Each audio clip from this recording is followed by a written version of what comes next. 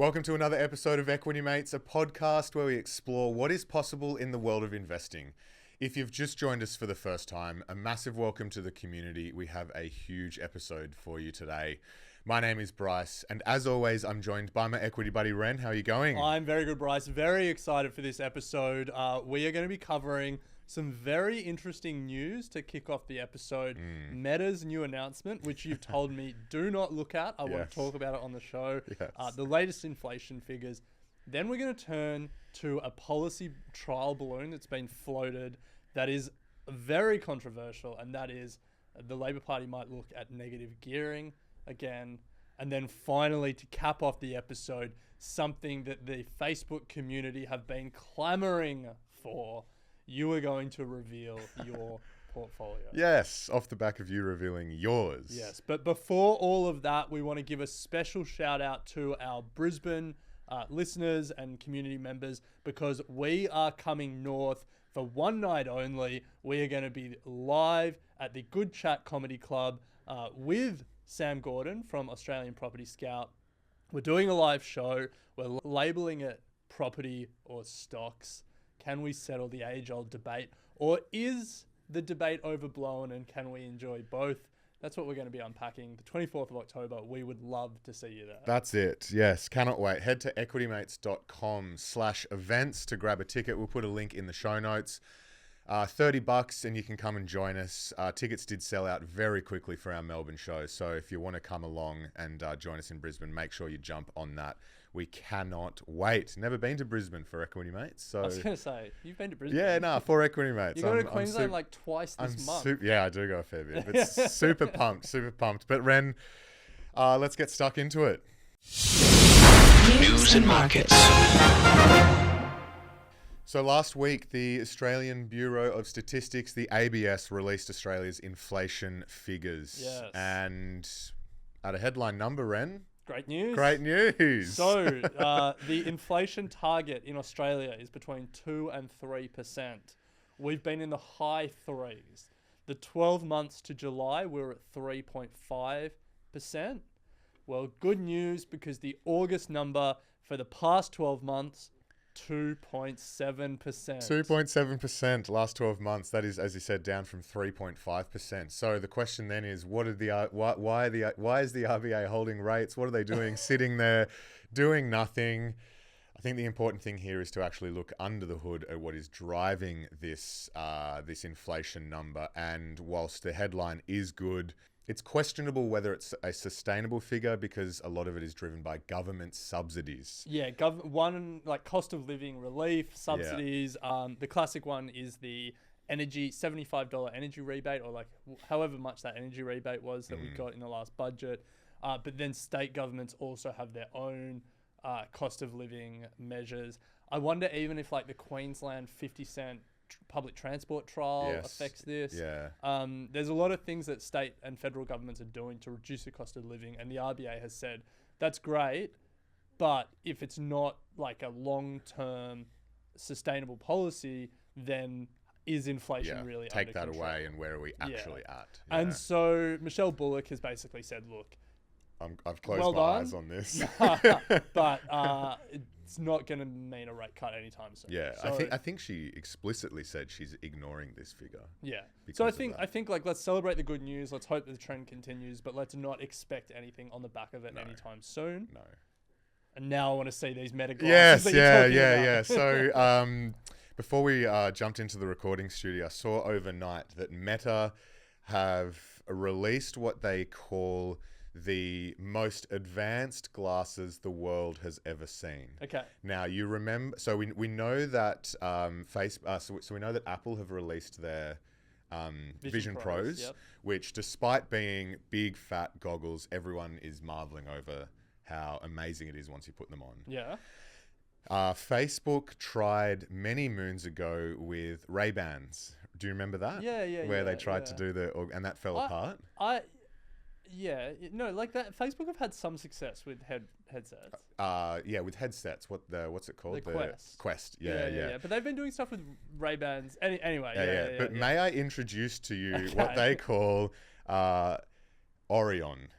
Oh, they've introduced a new one. Click the link and Oh. and have a look at what they have. So while Ren clicks the link, they have released augmented reality glasses. So these are the world's best glasses. Just to paint a picture here, imagine Ray-Bans, but these frames, big, thick, black frames, thicker than a finger. These things are massive, and Mark Zuckerberg is standing there presenting these. Now, what you see on the inside, you have to look at the video. It displays very similar, I guess, to what Apple are trying, like multiple screens, and it overlays graphics and bits and pieces onto the real world. So it's augmented reality. Augmented reality, yes. But from the videos that I've seen, it's sticky, it's glitchy, and you have to wear a wristband so that so it can recognize what hand movements you're doing. So you can control what you're looking at with your hand, if that makes sense. So honestly, the more I look at it, the more. Oh, I think they've missed the mark. I understand what they're trying to do. I think they're trying to get ahead of Apple here, obviously, with cutting to the chase of not having a massive headset and just being like, you could wear these in everyday life. But I think what you'll find is Apple 5-6 years down the track are just going to have the most elegant glasses that will supersede the Orion by far. Maybe. It's just another fascinating. And I'm just reading this article now. So to be clear, these glasses are not going to be for sale. They're prototypes that are going to be used at Meta. Yeah. But in theory, the idea is that they have a camera, a speaker, and a microphone. Yeah. And Meta AI will get the same inputs that we as humans get. Yeah. Like it'll be able to see, it'll be able to hear, it'll be able to talk. Yeah. And that's the long-term vision that he has. Essentially. Yeah. And don't get me wrong, I think the vision's right, but what he's just released, I just think, like, if you're going to release something, make it look good. And for me, this doesn't really sell it. Okay, all right. Based on design today, would you rather wear the Apple headset or the Meta glasses? Seeing how the Meta glasses operate, I would much rather go the Apple headset full stop. Like, I think that just the experience there for me is something I would much rather experience than what Meta have got here. Yeah, for sure. Yeah, it makes me think. But I can't wait for the future. Let's put it that way. I want glasses that are as seamless as what I'm wearing right now, where boom in front of me, I'm interacting with a digital world on top of my real world. I reckon that would be awesome. Yeah, I mean, it feels like it's happening. It just feels like Google Glass was. I know. So it was like 2013. Yeah. So it was like 11 years ago now. Yeah. And if you look up the Google Glass design, it was all right from memory. It was better than the Meta one. Probably. And that was 11 years ago. Like, think about how much technology has improved in that time. Yeah. And it had a camera. Oh, now I'm looking at it. It was pretty freaky. Yeah. It was a lot more minimalist. Yeah, very minimal. With a camera on one eye. It was a bit more sci-fi. Very sci-fi. Yeah. But look, it's it's funny to laugh at, but like we all, I think, see where it's going and are excited by the possibility.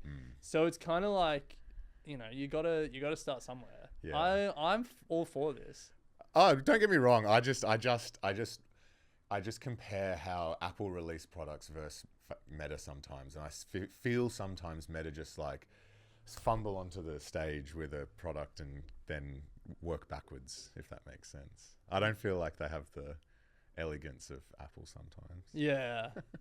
Anyway, watch this yes, space. Watch this space. Yeah. Ren, other news that's making headlines that we wanted to devote a segment to during from last week was the re-engagement of negative gearing from the Australian Labor Party, bringing it to the fore, potentially bringing it to the fore again as an election issue. Yes. They brought it in 2019, I think, lost the election because of it. Well, yeah, they lost the election. Yeah. And this was one of the big policy agendas that Bill Shorten had at the time. Yes, yeah. The Australian Labor Party are considering going to next year's federal election with a policy around restricting negative gearing. Yeah. Now, for people unfamiliar, negative gearing is when you are spending more on an investment property than you are making in rental income, and the difference between what you lose and what you make, you can claim as a tax deduction.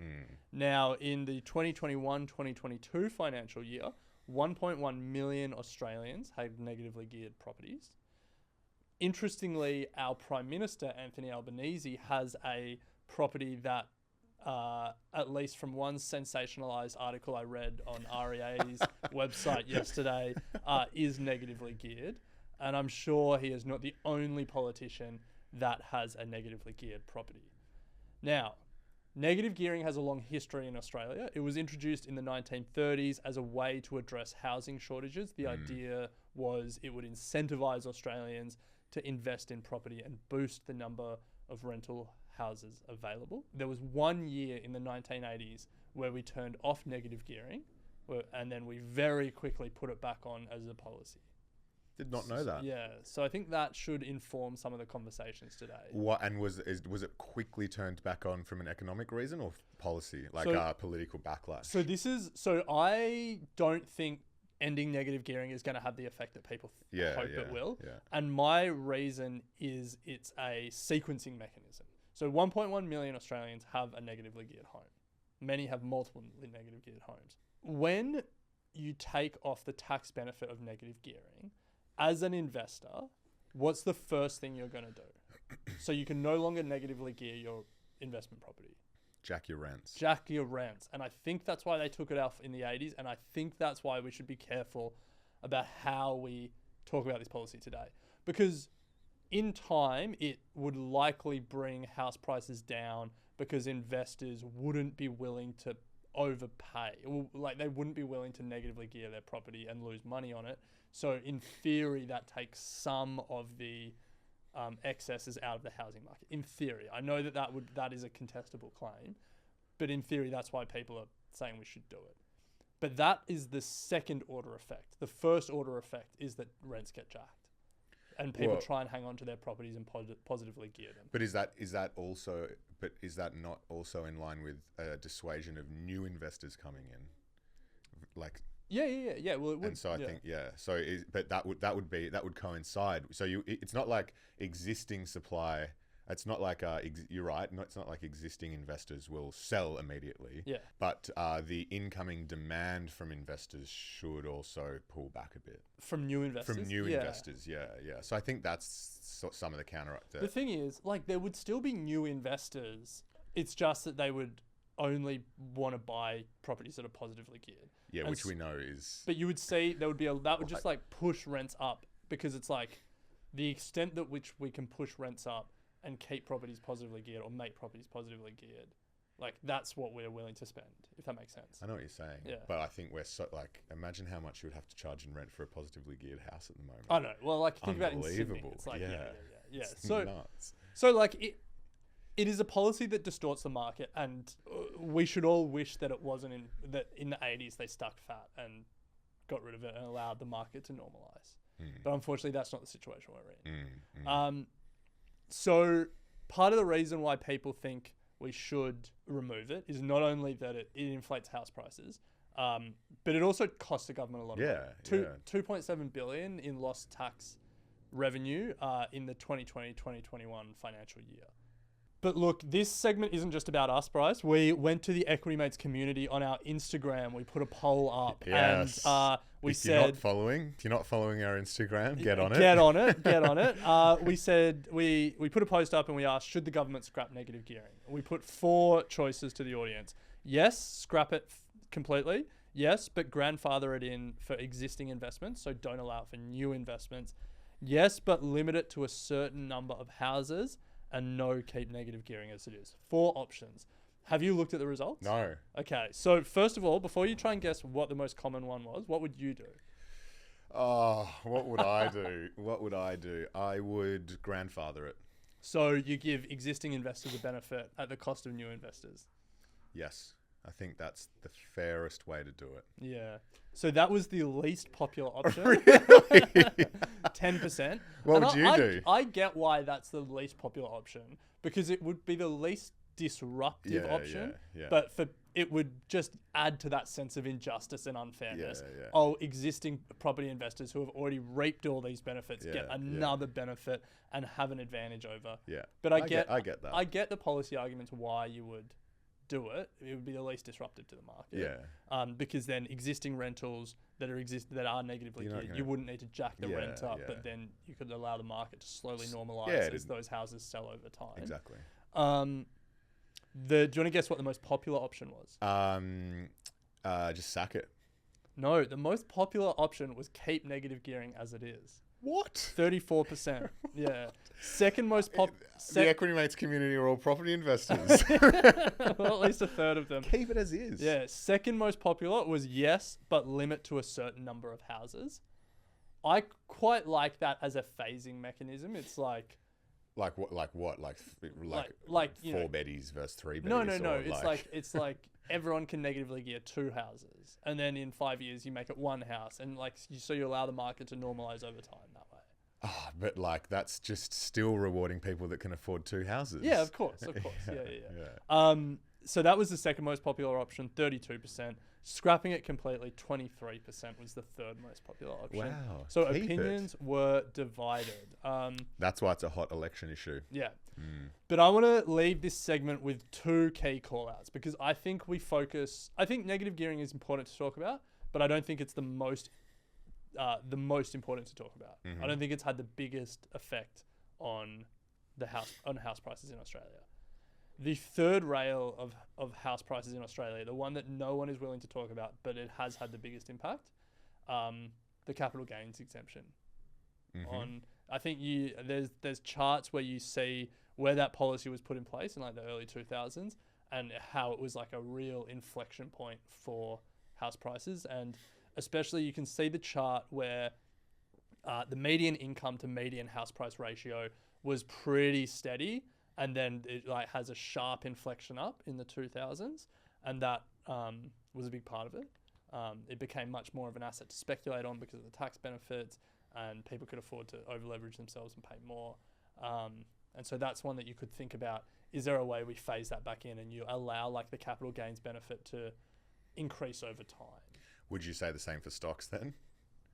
No, because the capital gains benefit is better for housing than stocks. You get a 50% discount if you held for more than a year for stocks. Yeah. But for housing, your primary place of residence is just capital gains tax free. Yes. True. Yeah, Sorry. Yes. Completely tax free. So I would say, you could you say if you hold it for flip it. Give us stocks, guys. You could see a world where you say 10 plus years you get that capital gains exemption. So it's not completely off, but that increases over time. But I don't think that would change the situation in the short term. What we want is to change the situation now.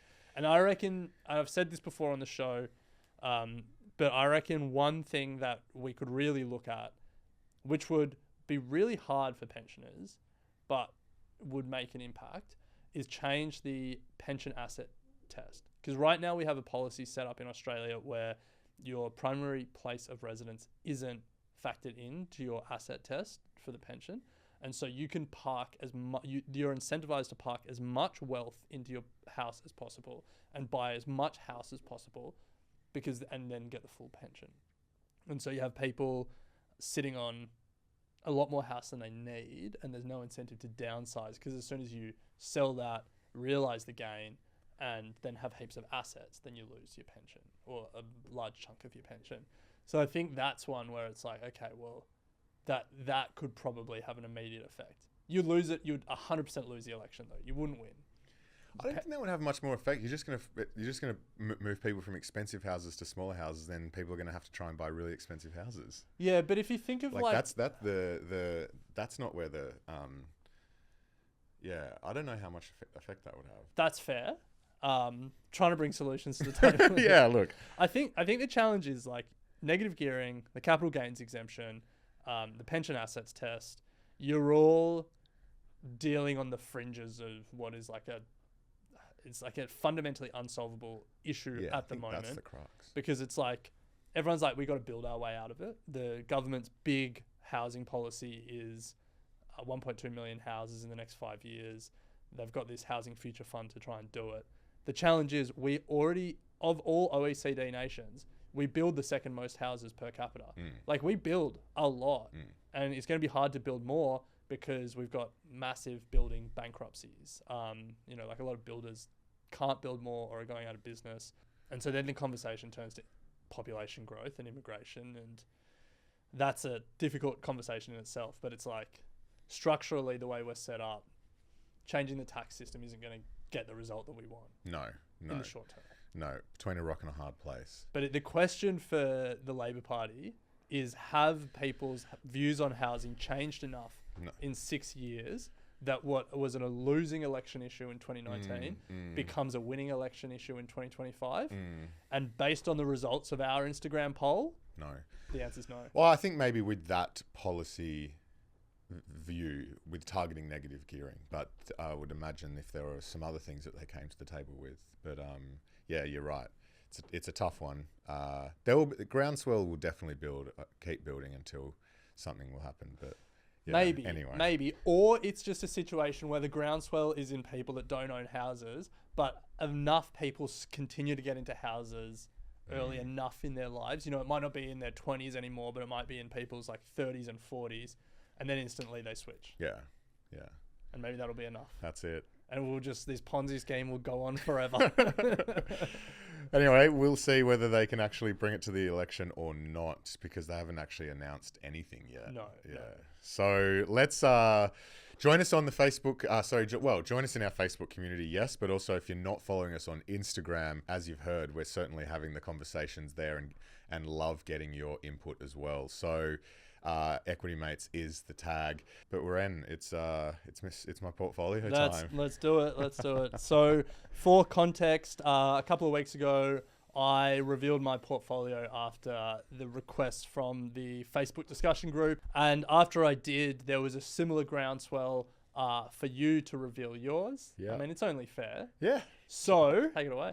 Well, I'm happy for you to lead any questions, but all right. Well, okay. Let's start with overall portfolio construction. Okay. How do you separate your money?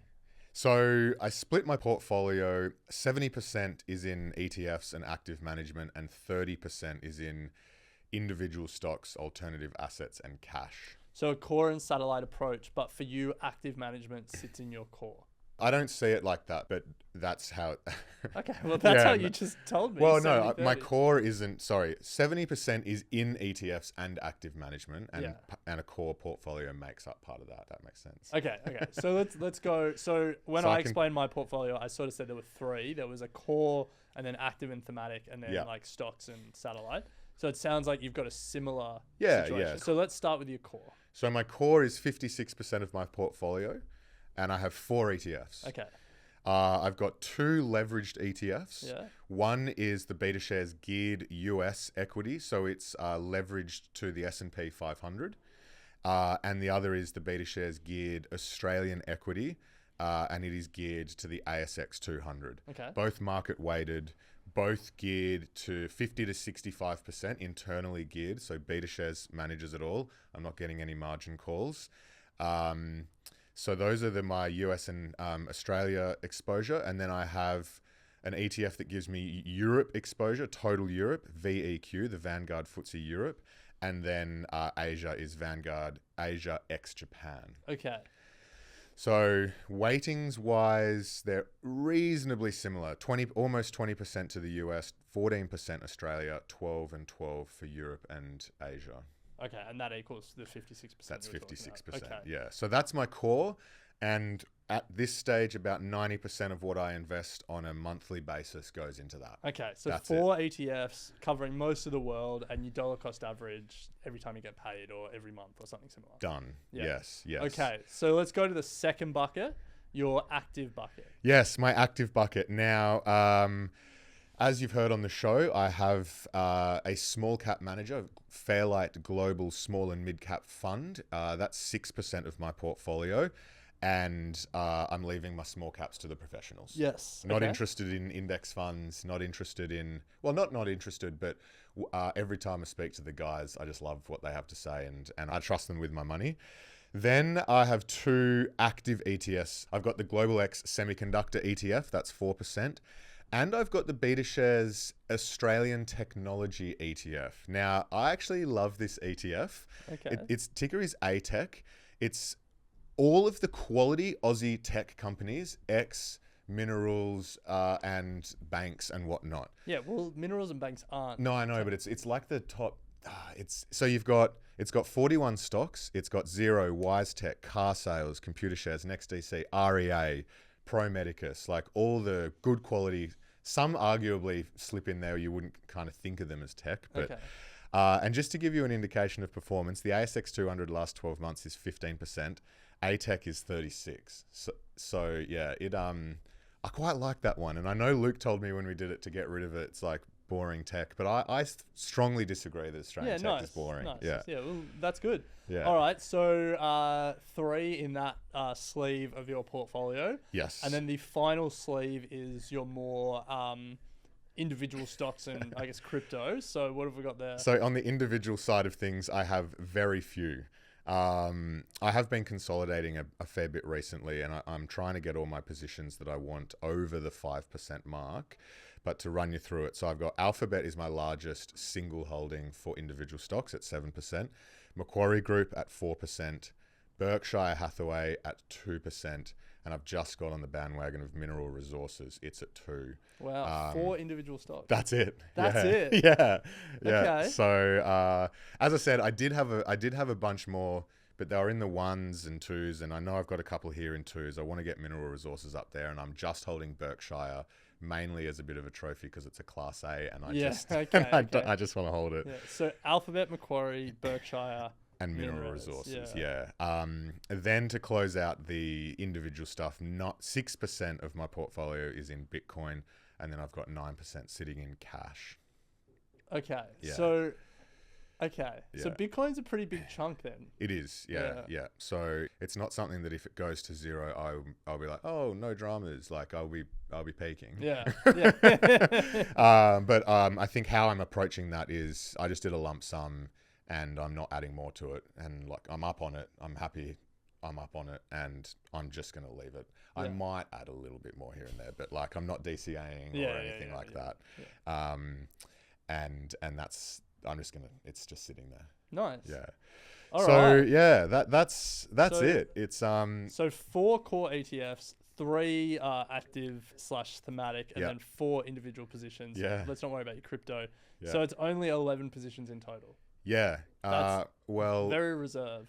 Yeah, well, I think a couple of things. As I've said many times on the show before, I remember when we spoke to Charlie, he was a big proponent of fewer lines as possible as you're building a solid positions, and so I sort of took that to heart. And I think concentration builds wealth as well. So when it comes to individual stocks, that's how I think about it. Whether or not I'll add more to these, I definitely will Mineral Resources because I want to get that up there. But yeah, not just swinging at everything that comes by. Nice. Yeah. All right. Well, and it's hard to look at the performance of some of these ETFs and think that you need more. Yeah. That's nice. Love it. Well, I mean, and the thing is, you've got literally thousands of positions between all those ETFs and active managers. Yeah. Let us know what you think of Bryce's portfolio. If you're watching on YouTube, leave a comment. If you're listening, jump over to the Facebook discussion group and let us know. Let us know whose portfolio you want us to go under the hood on next. But that does bring us to the end of this episode. We'll be back in your ears tomorrow with another episode. But until then, if you're looking for something to listen to, we're very excited to share that Comedian v Economist is back. Thomas and Adam are breaking down the world of macroeconomics, having a bit of fun along the way. It is one of our favorite podcasts here at Equity Mates. And after about 6 months off, they're back. They're better than ever. And you should go and check them out. Or if you've enjoyed listening to them in the past, go and resubscribe because they have come back strong. That's it. But that's it for us. We'll speak to you next time. Equity Mind. I will say this about investing. Everything you do learn is cumulative. What I learned at 20 is useful.